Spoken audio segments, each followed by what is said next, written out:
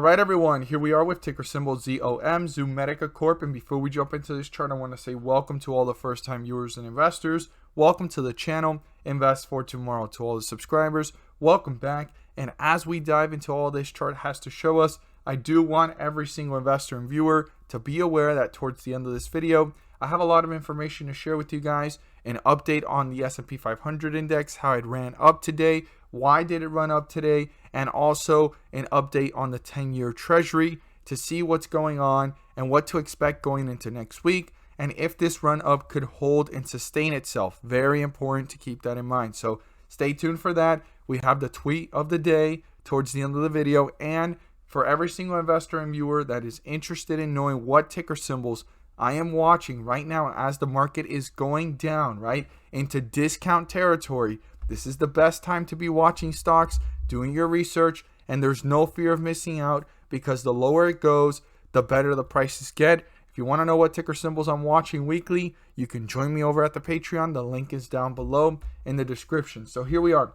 ZOM, Zomedica Corp, has been pulling downwards with the market. It hit a low today here of 141. And the lowest point that we've seen it reach is down here at 133. So 133 is definitely the support level that needs to be broken through if we want to see this fall any lower.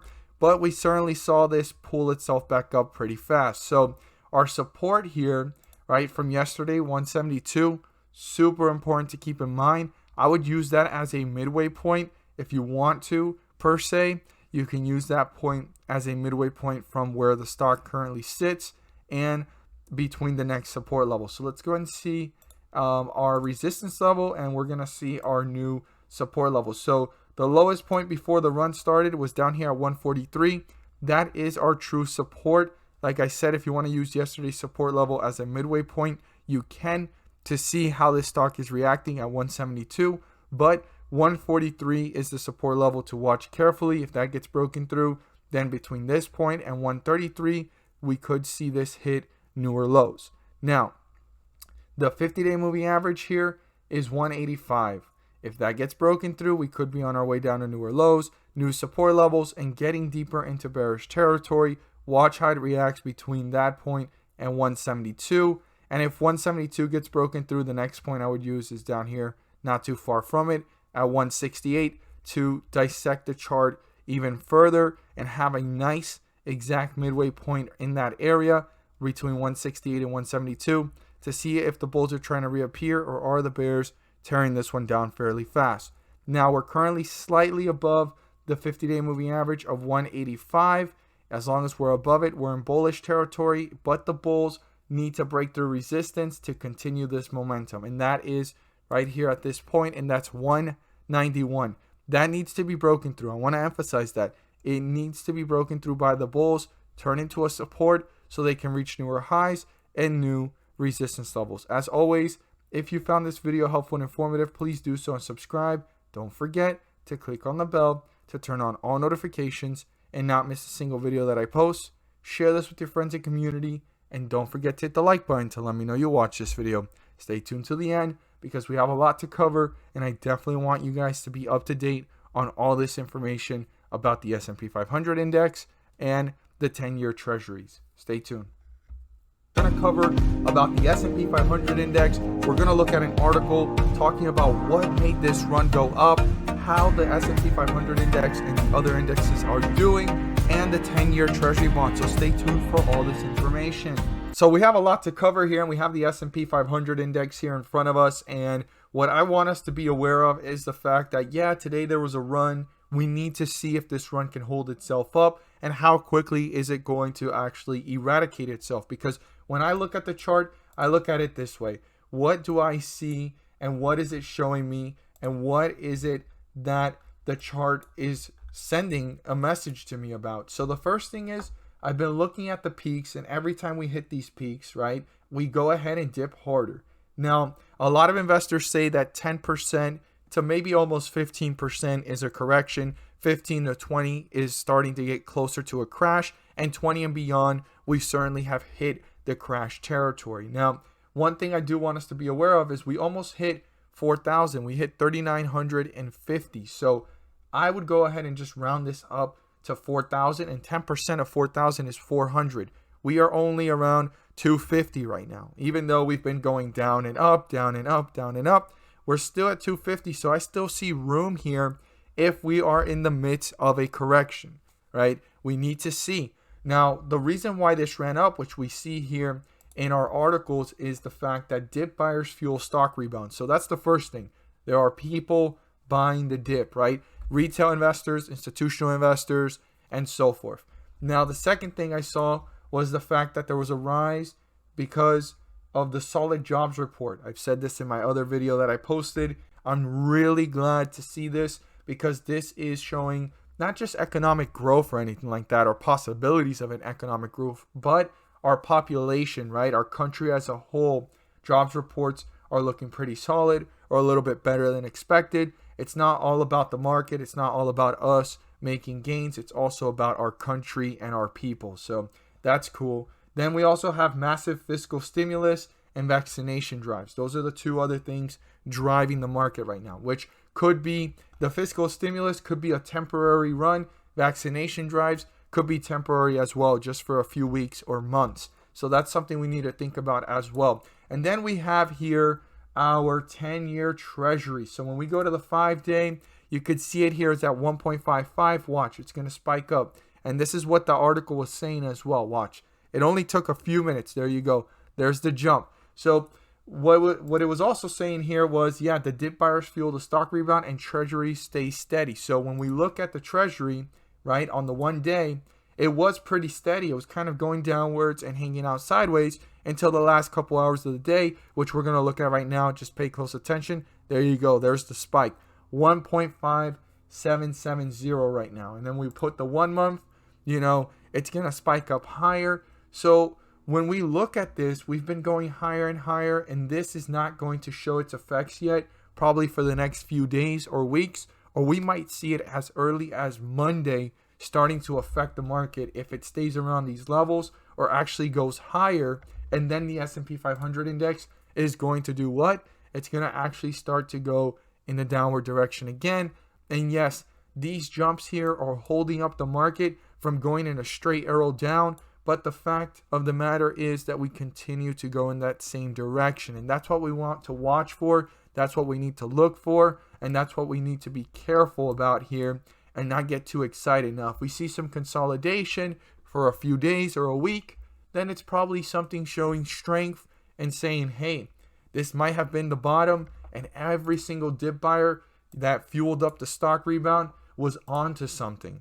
But right now, I'd rather be a little bit more hesitant and miss out on catching the dip or catching it rebounding from the dip and just kind of watch and see if it hangs out in the same area before making any decisions.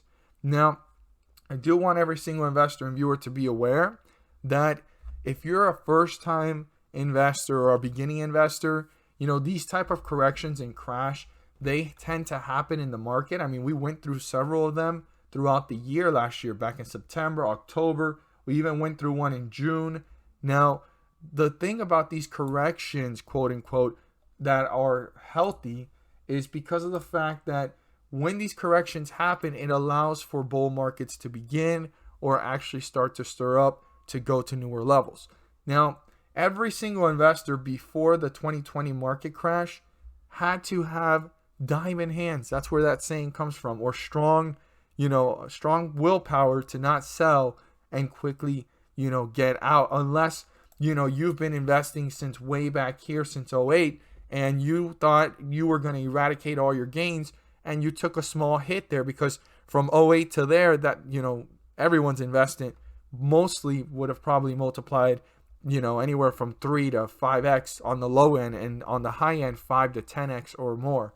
So that's probably someone that went ahead and got out. But anyone that was investing here in 2018 and felt that correction and then started to ride that bull run, and then here in 2020 panicked, they learned the behavior. It takes a few years to learn the behavior. So anyone that got in after this dip and you're feeling a little bit worried about this dip, this is where you're supposed to learn, and you're also supposed to think about the stocks that you're in. Do you understand them, and do you see yourself holding them more than a month, more than 6 months, and more than a year? It's very important to understand that about the market. You could do speculative plays. You could do penny stocks if you want to. That's not financial advice. I'm not telling you guys to buy, sell, or hold any type of stock.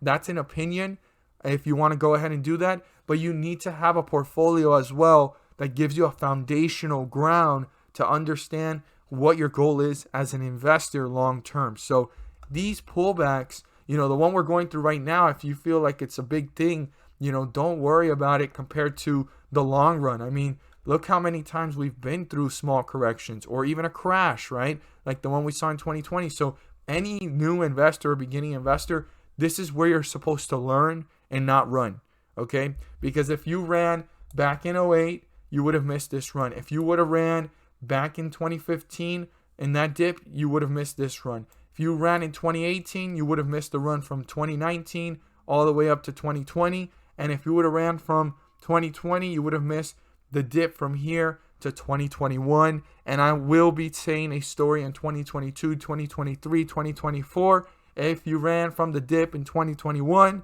you would have missed the bull run for all these last several years. So definitely that's a message to every learning investor, beginning investor, and even experienced investors that are being a little bit hesitant or being discouraged by the market's movement. This is normal behavior. It's part of the market, but this is why you need to know what stocks you're in and which ones give you the conviction to stay. And this is where you're supposed to get the opportunity to go ahead and load up on more shares the more you can. Now, let's talk about the tweet of the day. So the tweet of the day was, what two catalysts so far in the last week have made the stock market reach these lows we have seen? Do you believe the market will have a slight jump tomorrow or continue its trajectory, how you were supposed to go ahead and pronounce it and write it, but I went ahead and put trajectory and the word tragic in front of Tory. So everyone's looking at it as a tragic pullback. This is not so far anywhere near a crash. We're in a correction. And the two catalysts that have happened so far, and thank you for the one person that went ahead and commented how they felt and what they were stating. But the two catalysts that have happened so far is the fact that the treasury bonds, right, the 10-year treasury and all the other ones, they spiked up pretty fast. And then also the date that Jerome Powell came to speak and try to ease things off, and it did the opposite. But today we're seeing the effects. I guess everyone slept on it and they took advantage of the dip and they bought more shares, and the S&P 500 ran up a little bit. But I do want every single investor and viewer to be aware that we need to watch this carefully. We do, and there is room here if we're in the midst of a correction for it to pull back a little bit more. So what do we do now? Well, my best advice is to pay close attention to the market.